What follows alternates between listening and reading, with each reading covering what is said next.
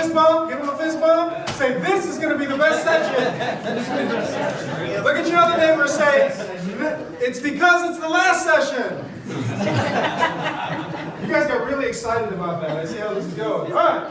So, welcome everybody. Thank you. Again, thank you to David for having such a wonderful event. Everything's been first class. It's been incredible. So, I really love the theme of this, focus on the future, PM roles evolve. Because I went from being a traditional project manager, now I'm an Agile transformation coach. I'm going to talk a little bit about that. So, when I talk about my journey through these two waterfall worlds, what I'm going to do is I'm going to focus on 4 things. Look at your neighbor, say 4. Okay. 4, right. 4 things, no more, no less, right. 4 things that I've really learned over these last couple of years and that I've learned through my journeys. And hopefully, if you guys focus on these 4 things, you can avoid a lot of the mistakes and pitfalls I made. All right? Now, I've handed out my card. How many people did I give cards to? Most everybody, a couple people I didn't. First thing, many of you, when you took the card, you looked at it, you're like, wow, that's a lot of letters after the name. All right, so just want to go over that real quick. Part of the reason I have these letters is because my last name wasn't difficult enough, so I wanted to put a few more after there. So this is just a brief explanation of some of the certs I had, okay? One I just got that I'm really excited about. I just came from the John Maxwell Conference. And now I am a certified leadership coach, trainer, speaker, and DISC behavior analysis trainer. So if you don't know what's wrong with your spouse, please give me a call and we can talk about it. No, I'm just kidding, don't do that. But I am a behavior analysis trainer. And in addition, I'm also am a martial artist, did some things in football. I know I don't look like it, but I used to be a personal trainer. And just really enjoy things. These are my hobbies. I enjoy doing some of this stuff. And then when I'm not doing all of that, here's my lovely wife. And this is my foster child, Ethan. And this is our godson who stays with us quite a bit. His name's Princeton. And of course, that's my lovely wife, Angela. Okay, so, and here are me and the boys. By the way, lesson learned, I started teaching them karate at age 3. They started practicing it on each other. My wife was like, they're punching each other. I'm like, I know, isn't that great? Oh, I'm sorry. Boys, stop. Right? And when they started tackling each other and started pinning each other on the ground, after me being very proud, I would say, okay, break it up, break it up. So, at any rate, all right, so we're going to talk about my Agile journey through 2 waterfall worlds. Here's the thing. My journey is still continuing. Okay? Even though I travel all over the country, even though I work with a lot of companies and things like that, I am still learning. We're always in a position of learning. One of the things I've learned about people who are involved with Agile, they tend to be very passionate about what they do. And it's about always progressing, always going. And here's the thing, I tell executives this, I tell people this all the time. When we're talking about Agile transformation, normally, when we think of Agile, we're thinking at the team level, and we're thinking of like Agile development. We just came from the session out there, and we talked about, a lot of times we do Agile for implementation, and we think of that at the team level. What I like to tell people is that the transformation of an organization itself is iterative. Okay? So just because you put all kind of modalities, just because you put all kind of frameworks in place, you don't call people project managers, you call them scrum masters, product owners, whatever it is, and just because you're counting story points instead of duration or whatever it is, that doesn't necessarily mean you're Agile. It's about the mindset and it's about the organizational culture. Okay? And that part is iterative and that part takes time. Everyone thinks Agile means fast, but that doesn't mean you can become Agile right away. It's not like you just turn on a light switch. Okay? So, I'm going to give you a little bit of my background. I used to work, and I'm just going to call it Big Humongous Company 1. All right, I worked at a very big company. It was a Fortune 100 company, about 100,000 people. I want to say about 50 billion, somewhere in there. And we were under some government regulations, and it was a manufacturing company. So I got a job as a project manager, and lo and behold, I'm in this job. And my first job is we have these major government regulations we have to hit. Anyone ever have to deal with government regulations? Yeah, how fun are those? Not fun? Right. Okay. So mine wasn't either. It was very tough. It was very stressful. And we were under a lot of pressure because, as I mentioned, this is a multi-billion-dollar company. And if you don't hit the regulations, what happens if you don't hit government regulations? You're out of business. right? So you can imagine the pressure, right? So I'm a very interactive person, so everyone stand up. Stand up, gotta move out. Make sure you got a little bit of room. Okay, so on this side, this is what I picture, or this is how my life was in my formative years as a project manager. Okay, this side, I want you guys to give me air quotes and say lock requirements. Lock requirements. Okay, act like you are like halfway inspired to be here. All right, say lock requirements. Lock requirements. Okay, over here, go like this with the fist. Hit the dates. Hit the dates. Lock requirements. Hit the dates. The louder. Lock requirements. Hit the dates. Lock requirements. Hit the dates. All right, thank you. Great, give yourselves a round of applause, please. So that was my job, right? If we locked down our requirements, right? This is, I mean, I lived this thing, right? I mean, I had thousands of these things in my head. When I would go to sleep, I wouldn't have little sheep. I would have little Gantt charts floating through my head, right?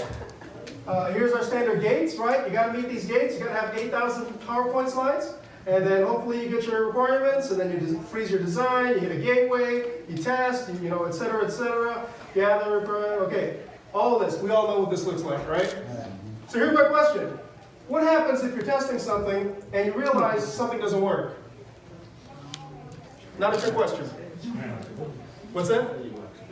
You got to go back to build, right? Or maybe before that, right? Even before design, right? Okay, so if you go before design, okay, now what does that do to your timeline? What's that? You push it out, or what else do we do? If we don't want to push it out, what else do we do? More resources, right? Or what else? Scope down. Scope it down, right? And how is management blood pressure when this stuff starts happening? High. Yeah, very high, right? Very high. Okay, so the amazing thing is, even though I was working in this waterfall world, and even though I was in this, heavy manufacturing, everything was phase gate. Our thing was, okay, if we find something in test, what we need to do is, we need to go back here, but we don't want to miss our date. So what we're going to do is we're going to go to our customers and we're going to tell them to lock down the requirements even earlier, right? We had to get to the point where we were asking our customers to lock down requirements 18 to 24 months ahead of time, okay? Before delivery. You guys can come in and grab a seat. Feel free. You got to share that brownie with everyone? Yes. Okay, thank you. All right, so at any rate, so we were trying to ask them to lock down requirements 18 to 24 months ahead of time. What do you think our customers said? They'll change. Our customers kept telling, and again, this is a manufacturing company, this is heavy waterfall world. They kept saying, we don't even know what the market's going to be like in 18 to 24 months. Now we're talking about big machines, big honking yellow machines. Okay? So they're talking about these machines, and they're like, wait a minute, we can't do that. We don't even know. And we're like, well, we've got to hit the date. We got to lock down requirements so we can hit the date, right? I felt like the PMI Hulk, right? Lock requirements, hit date, lock requirements. I mean, that's all I knew. And so we were trying to do this, right? And our customers kept pushing back. And so eventually, I mean, we got through the program, we delivered stuff, we made our customers mad, but at the same time, we made the delivery, we hit the manufacturing date. Then after that, long story short, I moved from the heavy manufacturing world, I went to the digital world. And as a matter of fact, the digital part of the company that I went to was actually the analytics and innovation. So now I'm working with a bunch of data scientists. Now, these data scientists, they're running experiments, okay? And so now I'm doing my PMO Hulk thing, right?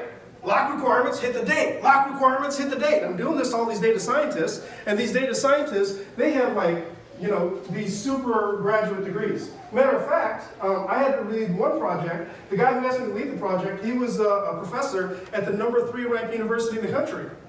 And we had 5 people with master's degrees. We had 3 people with PhDs, and one guy had 2 PhDs. And I have ADD. So I'm going around these data scientists and I'm like, hey, lock requirements, hit the date. They're like, we're running experiments. I said, so? They're like, we don't even know what the requirement is. All I have is a hypothesis. And I'm like, a hypo what? Look, what is that, a disease? I couldn't even spell the thing. And so I began to realize that, locking requirements, trying to ask people to lock requirements when your scope is really fuzzy, when there's a lot of ambiguity, you have a lot of uncertainty, that wasn't working. And my whole paradigm, everything that I knew about project management kind of went out the window. I'm like, wait a minute, what's going on here? And what we had to do is, I had to start realizing this thing called Agile, because instead of design, build, and test, basically what they did is they had a hypothesis, and what they were doing is they were running experiments, they were designing, building, testing experiments, they were testing out their hypothesis. And every couple of weeks, based upon what they delivered, they would make adjustments, and they would refine the hypothesis or what have you, and they would make adjustments, and they would start going. And see, the thing is, we had to have these fast integrated learning cycles. Agile is all about having fast integrated learning cycles, and then we had to be able to pivot. See, I call these built-in pivot points. The thing is, Waterfall works great if you really have a pretty good idea of what the scope is, right? Waterfall works great that way. But if the scope is undefined or if it's unclear, then we have to do something a little different. Matter of fact, in the 13th annual State of Agile report by version 1, they said the number one benefit of adopting Agile is being able to handle changing priorities. Being able to handle changing priorities. So, I'm one of the few people that actually know how to do Agile in my company, and so here's me, and I started running around the company a little bit, and I launched a couple Agile teams, or there were maybe a couple Agile teams there, and I'm working, and okay, things are going well, and then more and more people want to know about Agile, and all of a sudden, there's like more teams. I'm helping more teams, I'm launching more teams, and now I'm helping a lot of people all over the organization. Right? I went from being this guy who's trying to force data scientists to lock requirements on experiments. Now I'm like, I started a couple Agile teams, and now people heard about it, and now all these people are constantly calling me.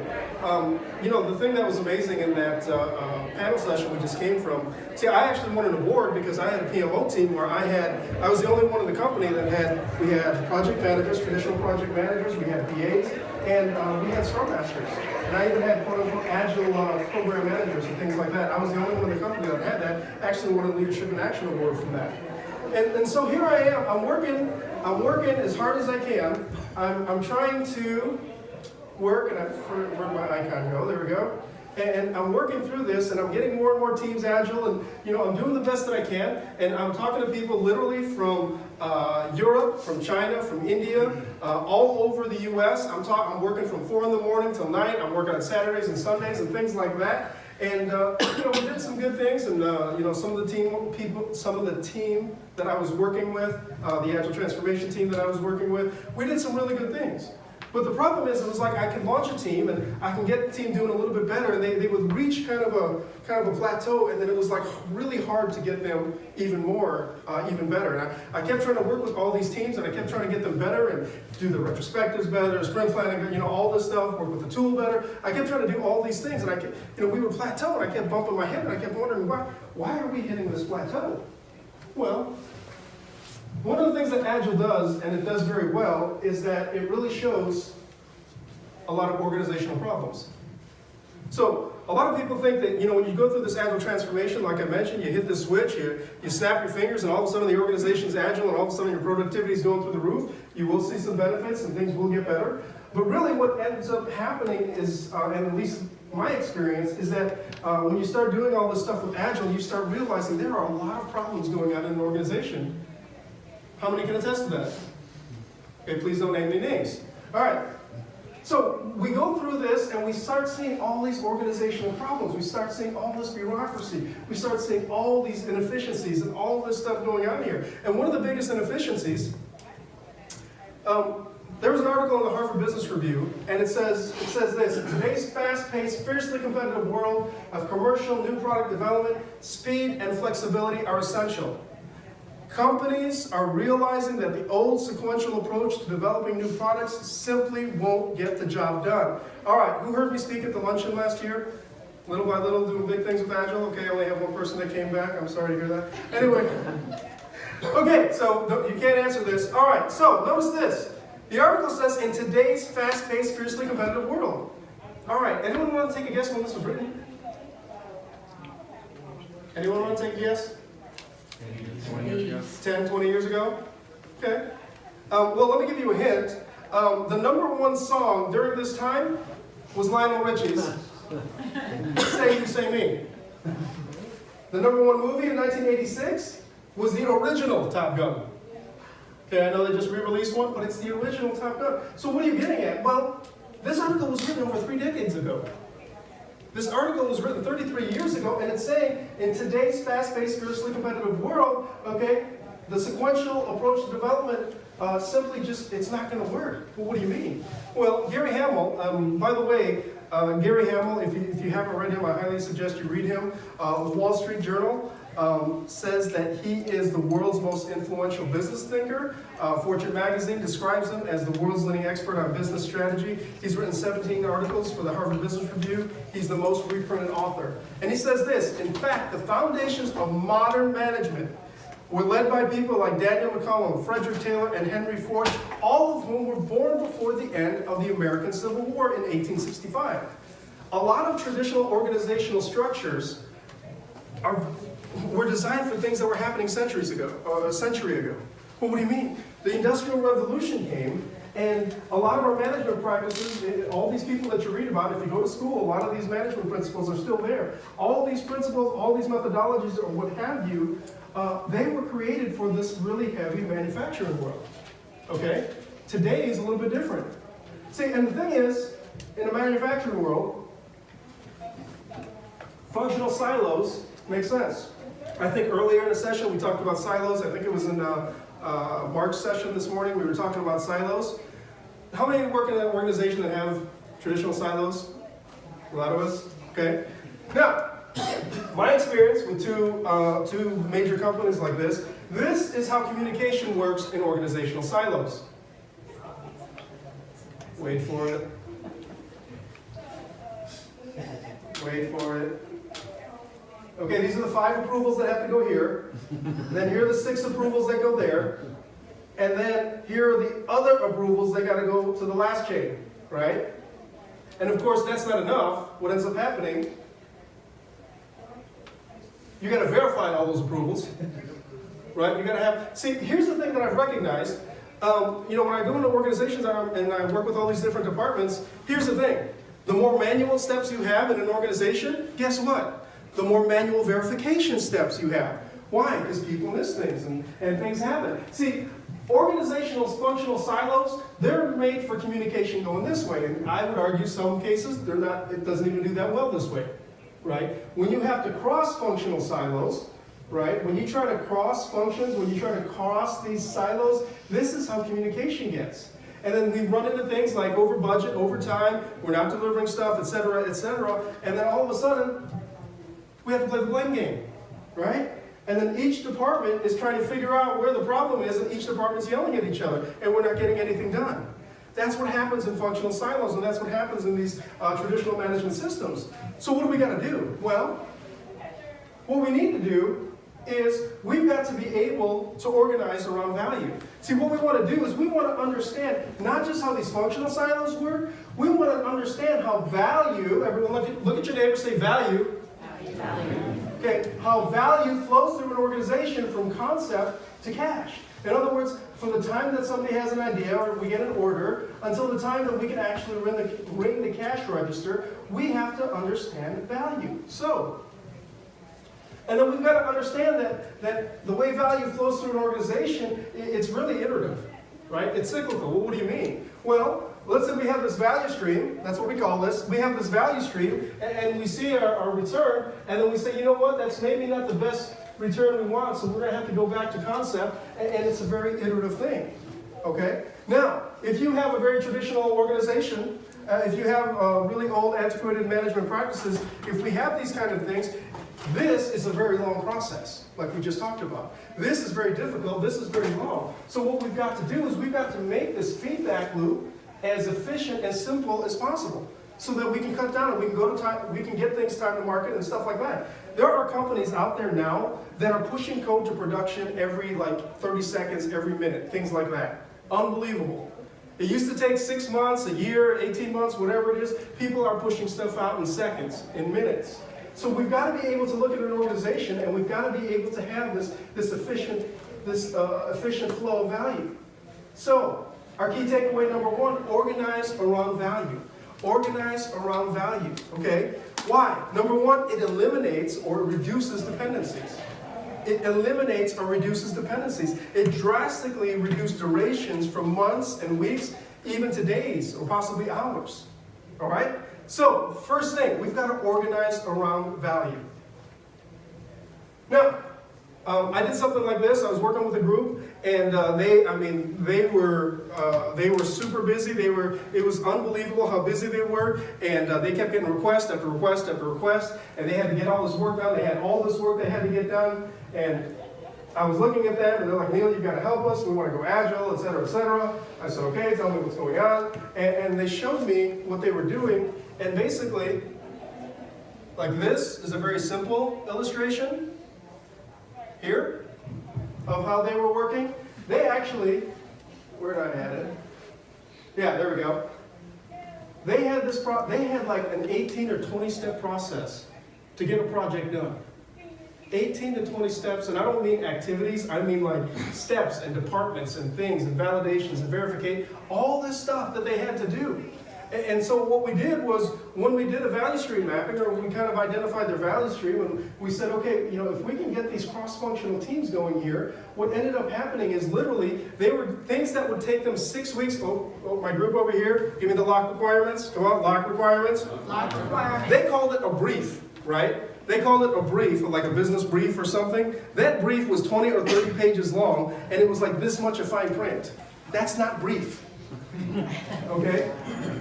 That's not brief. And so what they ended up doing was, they put the people who were locking the requirements or writing the requirements with the people who were actually doing the work, and they actually sat them down together, and they would just like talk to each other. It was amazing. Matter of fact, the first time they called me, they were like, hey Neil, we need you to come. We're way behind in this project. We need some help. I said, okay. Actually, they said, hey, there's a critical project. We really need some help with this. I said, okay.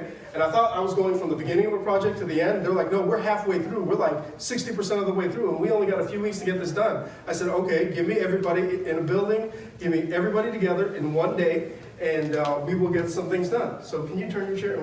You're Bert? Yes. Okay, and you're Tom.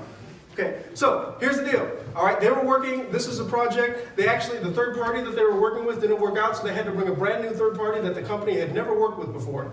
Okay, so brand new third party they've never worked with. See, I see, tell me your name back there. Debbie. What's that? Debbie. Debbie went like this. Right, and that's about what it was. Okay, so you know what I did? I had them come together, right? Can you turn your chair? Can you turn your chair? So I come in, right, and they didn't ask, the way they set it up is they literally set it up like, okay, the third party's over here, we're over here, right? So what I did was I had them come like this, and they started talking together. Shake hands, just say, introduce yourself. What's your name? Bert, Tom, right? And so I had them sit together, and they started talking together, and they started working together. It was like speed dating, right? So they started talking to each other, and they started working together, and it was like what they used to take weeks to do, they got done in a couple of hours. Why? Because the people who were coming up with those requirements were talking to the people who were going to execute on this thing, and it was the first time they were like, oh my gosh, this is magic. Yeah, get two people to talk together, magic. Right? Eliminate all those steps, get them together. I mean, they had step after step. I talked about a 20-step process. That was at a high level. If you really got into the details of all those steps, I mean, this thing was so complicated. And even the lady who created it, she said, man, this thing is bloated. I said, no, this thing is like way over, this is obese, it's not bloated. It was ridiculous. But when I got the people together and they started talking, they got things done in weeks. Thank you very much. And what they ended up doing was they got that project done, and then they launched another pilot team, and they're doing things so quickly and so efficiently. They're amazed at how fast things can happen. Well, what do you mean? If you organize around value and you create cross-functional teams, it's amazing how fast things can happen. All right, so that's the first step. Organize around value. Okay, there we go. So, by the way, I think in 2000, there's an article in the Harvard Business Review that states that 52% of the companies since the year 2000 have either gone bankrupt, they've been acquired, or they no longer ceased to, or they have ceased to exist. 52% of the companies that were out there that many of us grew up knowing, 52% of those companies, they're gone. And if you go on and read this article, the reason why is because they said it's because of this digital disruption. How many know, regardless of what your company is, that company has to be a digital company? Well, what do you mean? Well, for example, Uber is the #1 transportation service in the world. They don't own one car. What do they own? A user interface, an app that gets on your phone, right, that you hit, and all of a sudden the car shows up in 5 to 10 minutes. Okay, technically they're a transportation company, right? But they have mastered that user interface, they have mastered digital. You know, Amazon is a retail company, right? What have they done? What? Just hit a button, bam. Okay? Whether you're a finance company, a manufacturing company, it doesn't matter what company you're in, our digital strategy has to be there. Our digital strategy has to be there. And if we do these things if we have an organization that's set up from principles from hundreds of years ago, we're not gonna be able to survive in this digital company. But if we do this, have these long-lived cross-functional teams that are organized around value, that's how we get faster to market. That's how we're able to move quickly. All right, so I'm going to pause real quick. Everyone take a deep breath. All right, any questions? Yes, sir. It's Jason. How do you get these functional teams to work together without blaming each other for failures of the team? I feel like half the time my job is really as a counselor, like a family counselor rather than a coach. So there's another part of the answer I'm going to talk about later.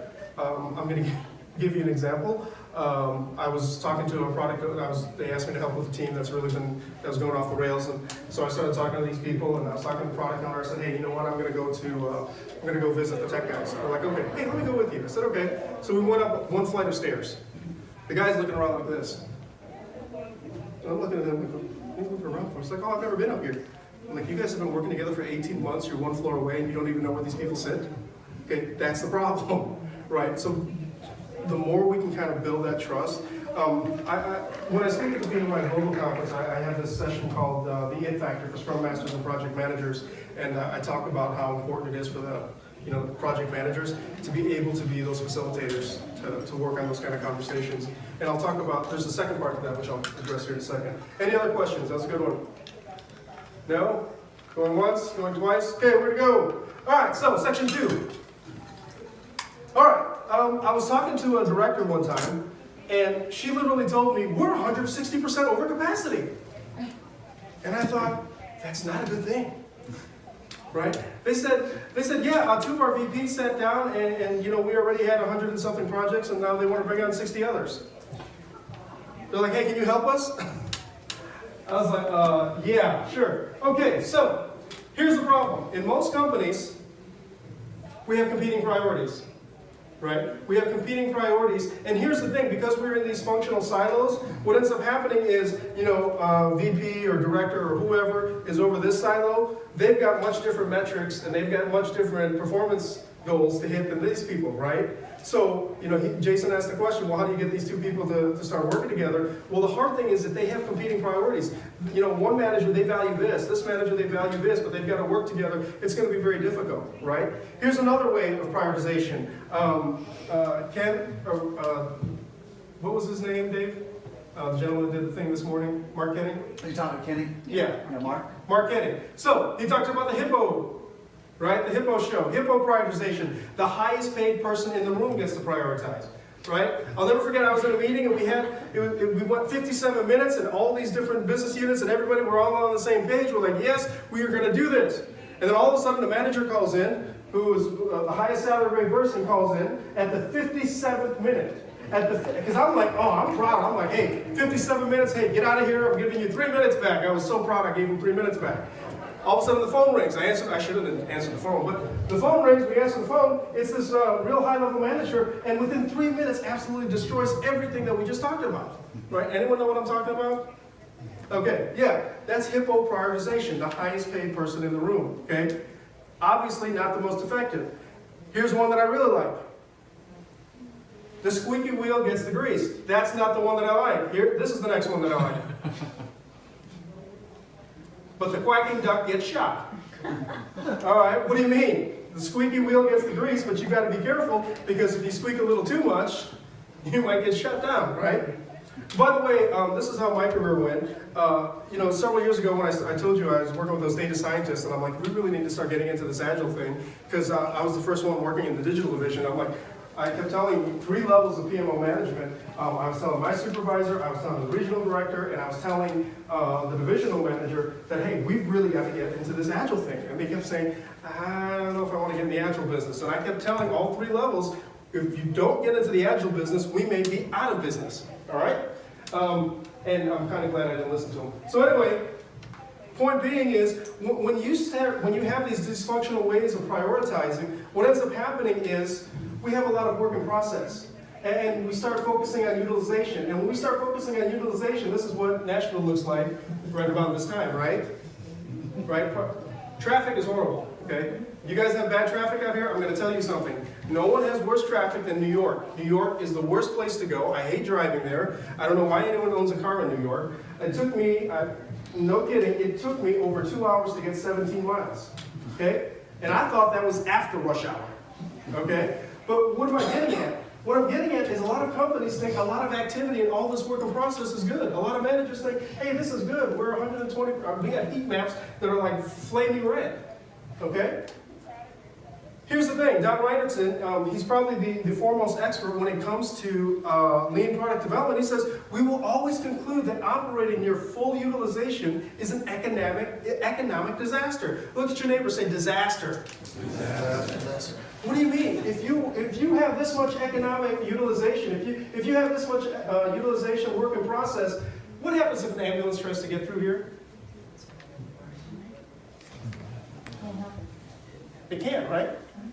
So what do you mean? So if a company has all this utilization, and then all of a sudden there's a strategic thing that comes down and says, hey, we need to really start developing this, and all your resources are already 120% allocated, what happens? Something's going to break, right? What's the answer? Well, just get her done. Get her done. Just get her done. People are going to work 16-hour days. They're going to work Friday. They're going to work Saturday, right?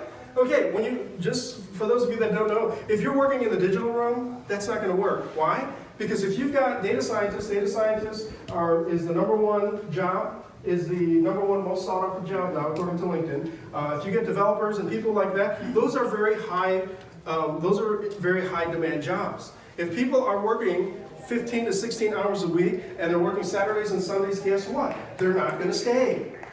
Right? And then when you have this turnover, what happens is if you start having this turnover, it starts creating this vacuum and things get even worse and you back up even more. Okay? So here's the thing about work in process. We can't multitask. Not really, and guess what? Neither can anyone else. And by the way, this is from Psychology Today. Okay? This isn't some just guy on Facebook. Okay? Think of task switching as less like multitasking and more like juggling. You have a couple different balls in the air, but you're only really touching one at a time. You're only touching one at a time. I was working with the director on this, and she's like, we're 160% over allocated. I said, okay, reduce their work in process. They're like, we're going to get all this done. I said, look, I don't care if you're 500% over allocated. All right? You can only really work on one thing at a time. Here's the thing. I told you guys I was a martial artist, right?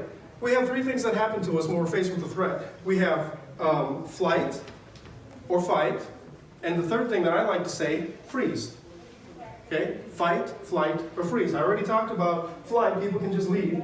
You can do this fight where people can, they may not fight like overtly, but they may fight with their, just not willing to do as much. And then number 3, they can freeze. I was talking to a person, she was a designer, she worked on design, and she's like, I had all this work, and I would just look at all this work, and I couldn't even think. Okay, they want to get things done fast, and you got 500 things. How many of us got some projects at home that we know we need to work on? Right? And how many, because it's so big, and it's so massive, and it's so ugly, we don't want to work on it? Right?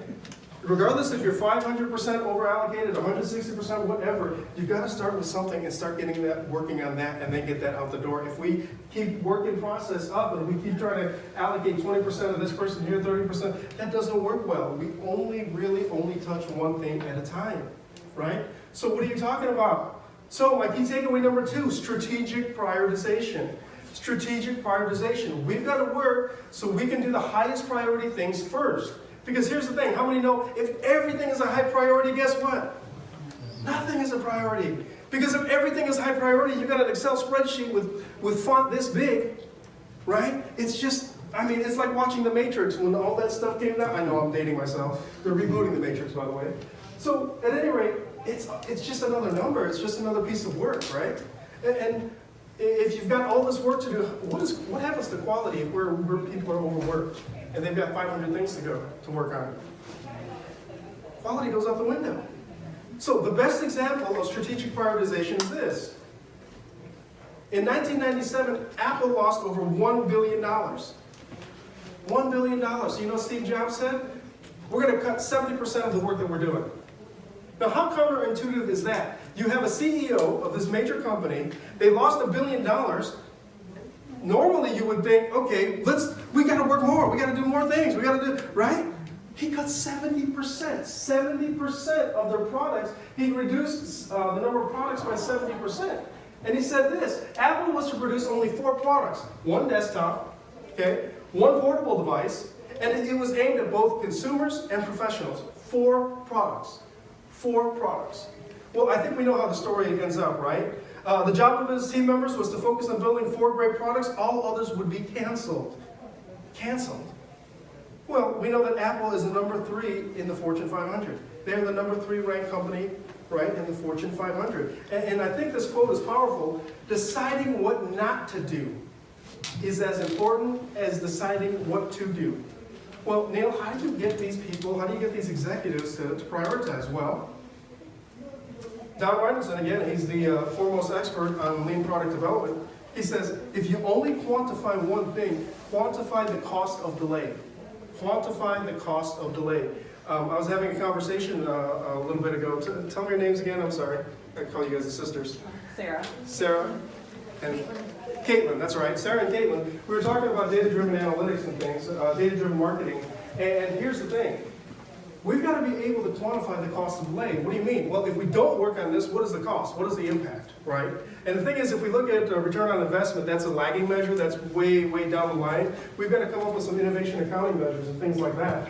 And by the way, a lot of this stuff, well, I'll talk about that book here in a second, but if we only quantify one thing, quantify the cost of delay. If we don't work on this, what happens? Standish did a study years ago, and they found out that most people, or when products are released, only 40% of the features are actually used. Right? They've actually done some studies that show a little bit less than that, but basically, the one study that most people are familiar with. When people build products, and here's the thing: when you get these big upfront design, or you get all these requirements, these 300-page spec docs, the customer's not going to use most of them. How many of us use Excel? Right? Almost everybody. How many knows every piece of functionality on Excel? Anybody? I know some people who are really good with Excel, and they still don't know half the functionality on there. Right? So what are you getting at? Well, if we're trying to release all this stuff and 60% of it's not going to be used by the customer, why are we working on it? Why not release the stuff that's the highest priority first, let them use that, and then we can add to it, right? Because, I've got an iPhone, and people are making fun of me because this is an iPhone 8. A couple of years ago, that was like the thing, right? Well, okay, now the iPhone, I don't even know what they're on now. Is it the 10X or the, I don't know what it is. But my point, see, they're clapping for me, thank you. Point being is, imagine if Steve Jobs didn't release anything until like now. How many phones would have not been paid for? How many phones would have not been used? How much money would Apple have lost if they would have waited 10 years to release something, right? What we want to do is we want to say, what if we don't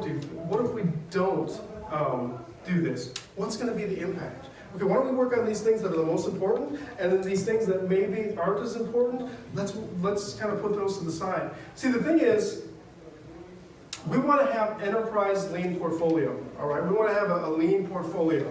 What do you mean lean portfolio? When we talked about portfolio management, there's a different way of doing portfolio management, okay? And you see this word Kanban. A lot of people think Kanban is at the team level. We want to have a Kanban at the enterprise level. And what we want to do is, first of all, we want to have these long-lived cross-functional teams, okay?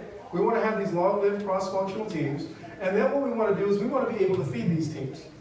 Well, how are we going to feed these teams? Well, we want to have initiatives that align to strategic themes, right? We want to win more millennials, okay? We want to really get into this market. We want to get into the digital age. Whatever that strategic theme is, we want to have initiatives that align to those, and then we want to be able to feed these long-lived teams. Now, typically in portfolio management, it does deal with strategic initiatives and things like that, budgets, all that kind of stuff. But the thing is here, the difference is, a lot of times it's kind of project-based, right? So here's our initiative, here's our cost, and these are the bodies. We're going to bring the bodies to the work. Here, we have long-lived teams. The bodies are here. Now what you're doing is you're taking these strategic initiatives, you're putting it in an enterprise portfolio Kanban, and now you're feeding the teams in a very lean way. All right, you don't have cost center budgeting, and you're not trying to fight, well, this resource is 30% allocated here, the 50% allocated. None of that. We've got long-lived, dedicated cross-functional teams, and now what we're going to do is we are going to bring the work to the people.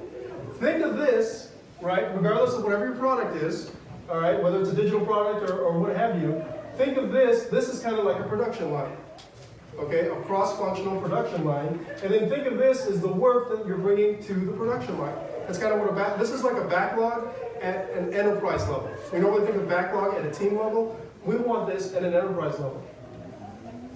And the reason, and then we want to have this feedback, okay? And here's the thing, like I mentioned, when we're working with the Kanban, we really are focusing on throughput through an organization, okay? I'm not talking about at a team, we're talking about throughput in an organization, and we want to use a Kanban. Why? Kanban, the principle is very simple. We want to visualize work. It's amazing when I go in and talk to leaders, they have an idea how work flows, but they really don't know how work actually flows or how value flows through the organization. We want to limit WIP. We just talked about how difficult WIP is. And then we want to manage flow. We want that organization, we want value to flow through that organization very efficiently, right?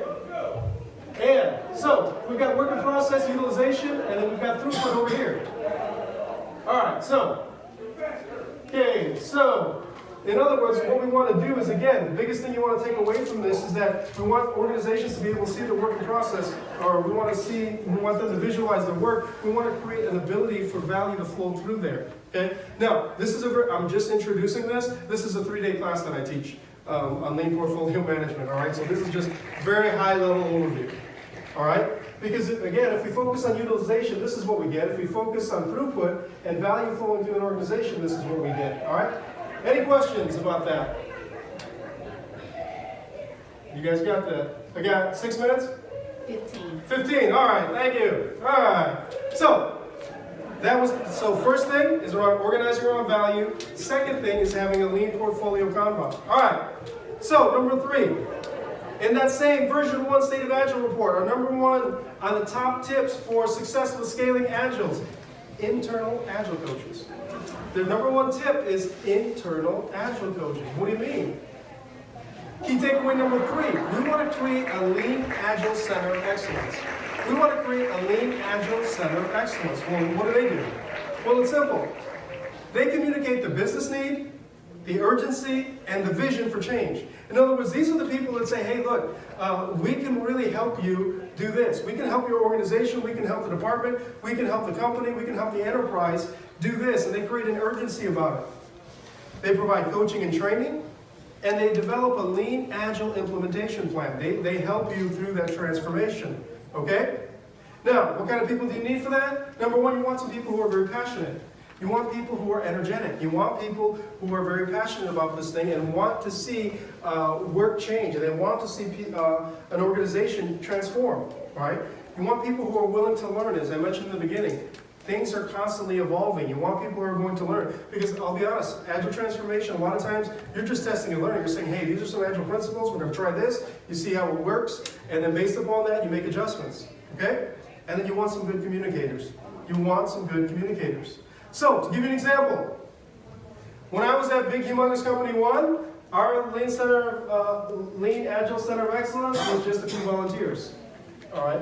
And if I can be honest, the manager of that company was a very good person, but they really didn't even want to be there. They didn't know what to do with her, so they just gave her this role. Hey, why don't you be in charge of Lean Agile Center of Excellence? We're not going to give you a staff, but you can come up with some volunteers. Okay? And our budget was so low, we barely had enough money to get popcorn for lunch and learns. Okay? I'm not kidding. All right, so now fast forward, I go to big, humongous company too. We've got 20 plus coaches, we've got FTEs, all right, plus consultants, third party. So we've got internal Agile coaches here, and we've got third party consultants. All right? Which company do you think is really taking their Agile transformation seriously? I'll give you a hint.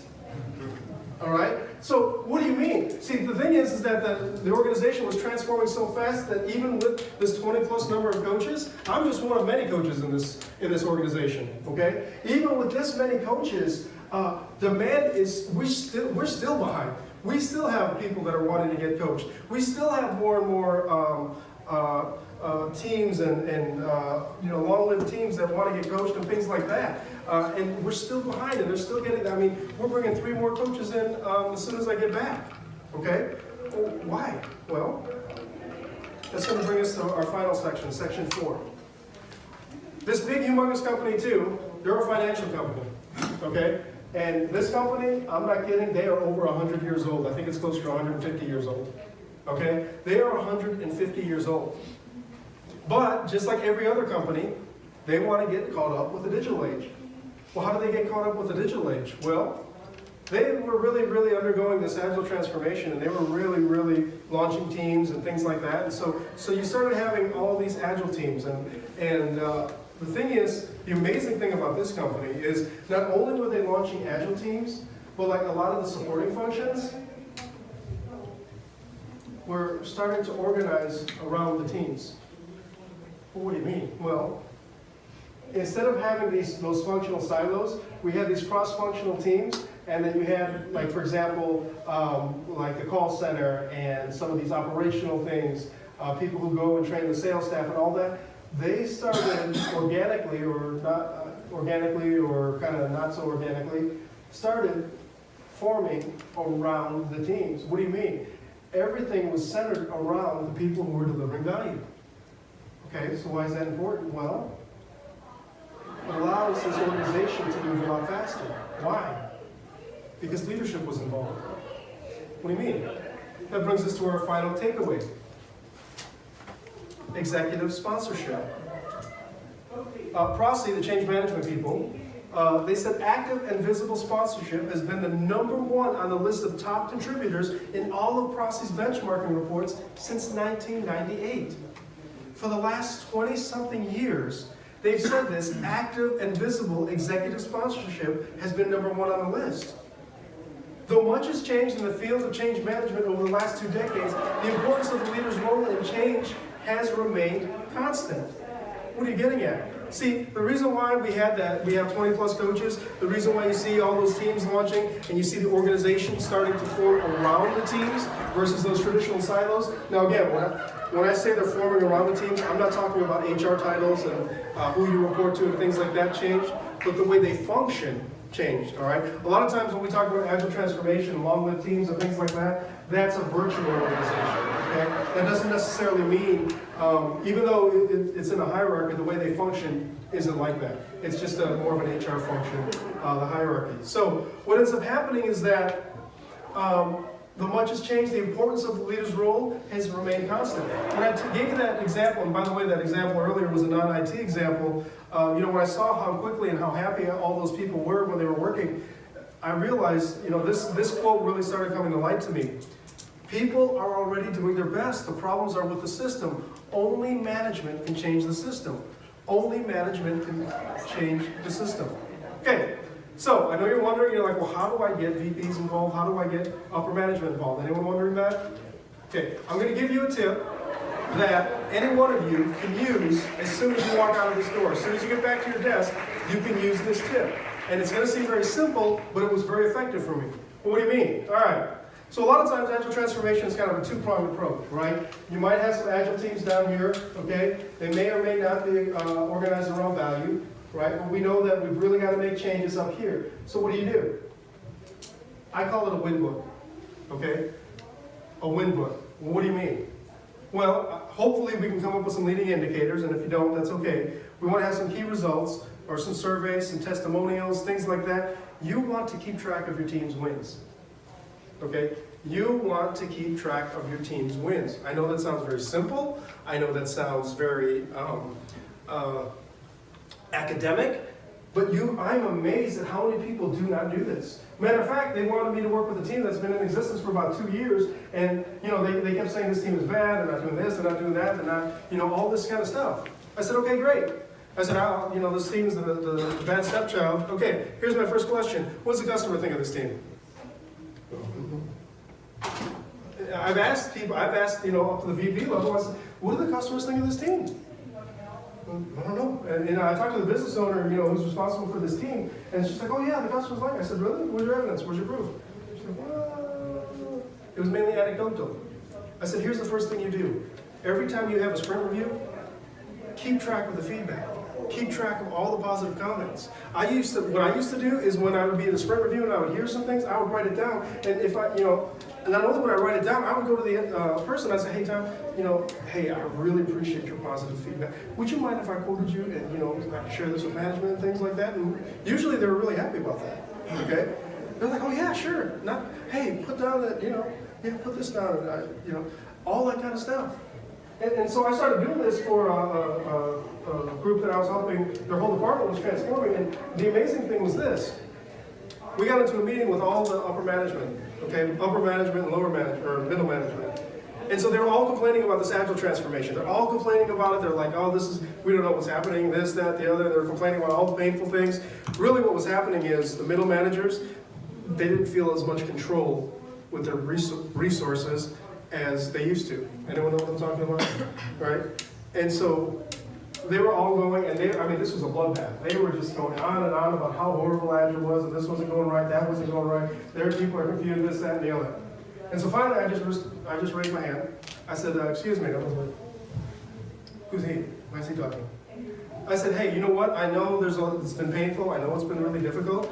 But our customers, our business partners, they're sharing some really good things. Because, at the sprint reviews, here's some of the feedback, and I just kind of read some of it. And they got quiet. And all of a sudden, they started looking at each other. They said, one guy goes, hey, who besides Neil has been to a sprint review? Nobody raised their hand. So guess what happened at the next sprint review? Every single manager shows up. And you know what the customer said? Hey, we really appreciate everything that you're doing. And you know what? The flexibility you guys have it's just been helping us so much, man. Thank you so much. And by the way, that project, it was called Project CFO, Chief Financial Officer, because what they were doing is they were creating something for the CFO.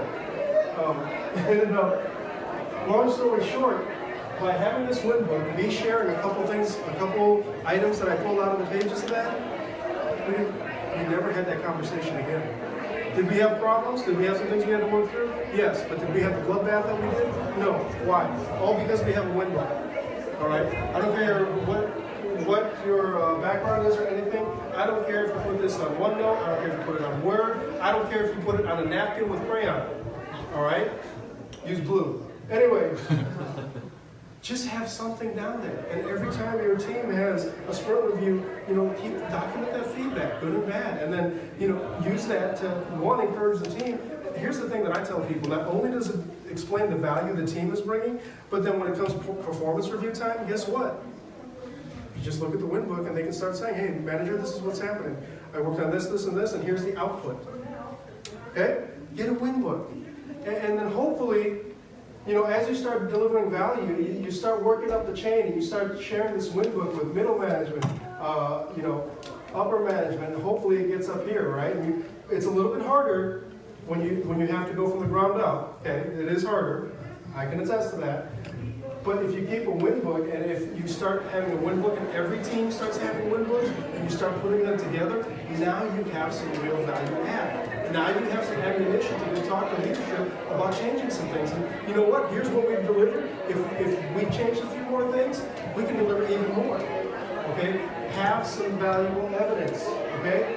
Have a win book. All right. And then, of course, speak their language. When you go to just a bit of advice from somebody who made this mistake. When you're trying to sell Agile to management or a high-level manager, things like that, don't talk about story points. Don't talk about stand-ups. You know why? Executives could care less. If you start talking about, well, we don't do this, we don't do things in durations and stuff like that, we use story points and that's going to confuse them even more. Don't do that. What you do? Speak their language. Speak value delivery. Look, we are helping customers. We are decreasing duration by 27%, whatever it is, whatever those metrics are that you guys have, whatever value that you guys are delivering, record that, then you start meeting with executives. They can care less how you're doing things, okay? What they want to know is about productivity. And see, the thing is, when you do these cross-functional teams, it's going to be a little difficult because a lot of people, it ends up being kind of a turf war. All right, but again, if you can get value and you can help people see value, then that makes that conversation a lot easier. There's a podcast by Mike Conemeyer. Again, his name is Mike Conemeyer. He calls it The Language of Gain. I highly recommend you get that. That is an awesome podcast. It's only like 20, 30 minutes, but he really talks about how when you're dealing with executives, speak their language. Like we talked about this morning, some of those exercises, understand their pain points. All right, so I'm going to wrap it up with this. The true measure of leadership is influence. Nothing more, nothing less. It just came from John Maxwell, okay? So, if you want to know how our roles are evolving, if you want to know how our roles can evolve, regardless of what position you are, be an influence. Be influential. It doesn't matter what your salary grade is. It doesn't matter what position you hold, where you are on the totem pole. How can you say that? Listen, when I first started in project management, I was at the bottom of the totem pole. My neck hurt from looking up so high to everybody. Okay, everybody I met with was a higher salary grade than me. Every team I worked with was a higher salary grade than I was. Okay, but I just kind of worked my way up, and I just kept working on things, and I really found this Agile thing, and I got really passionate about that. And again, I was probably at the right place at the right time because I was kind of a lower salary grade person, and I'm helping the entire organization transform to Agile. I was just talking to somebody who worked in the same organization, and they're like, were you a salary grade this? I said, no, I was actually one lower than that. She looked at me like, well, how are you doing that? I don't know. I was just very passionate about what I did, and people heard about me, and I just started, I'm all over the organization. And now I'm an organizational transformation consultant traveling around the country helping other organizations do that. Okay? So I'm trying to encourage people, don't worry about your position. Don't worry where you are. You can be an influence. You can be somebody that can bring change to your organization. All right? Okay, so with that said, all right, 4 things. Organize around value. Strategic prioritization. Create a lean, agile center of excellence. There's one thing you can do. Just start saying, hey, you guys want to get together, start talking about Agile? Great, yeah, okay. That's the easiest way to do that, okay? And then, executive sponsorship, okay? And if anyone would like to learn about Agile, I do teach some classes. If you want to get certified as a Scrum Master or other things like that, you can get 15 PDUs. I'll be teaching a class in November. Most of you have my card. If you want any information, let me know. Here's my contact information, okay? And finally, last but not least, thank you much, PMI Nashville. Thank you very much.